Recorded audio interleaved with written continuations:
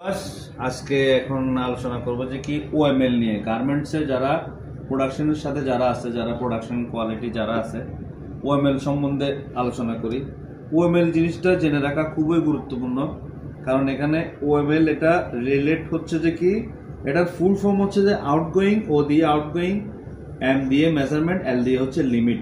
অর্থাৎ আমার জিনিসটা হচ্ছে ধরেন আমি একজন কোয়ালিটি, ধরেন আমি 20 পিস গার্মেন্টস নিলাম, আমি মেজারমেন্ট চেক করব। আমি এই মেজারমেন্ট চেক করার মধ্যে আমার মনে করেন অ্যাকিউএল অনুযায়ী আমার 20 পিস নিলাম, আমি নেওয়ার পরে আমি 20 পিস গার্মেন্টস মেজারমেন্ট করে দেখলাম যে কি সেখানে 4 পিস গার্মেন্টস পেলাম আউট অফ টলারেন্স।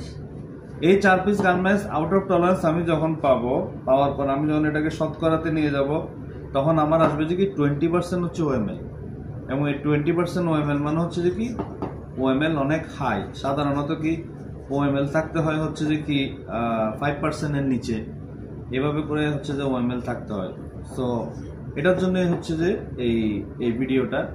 তো ভিডিওটা ভালো লাগলে এই চ্যানেলে সাবস্ক্রাইব করবেন, আমার সাথে থাকবেন। ধন্যবাদ।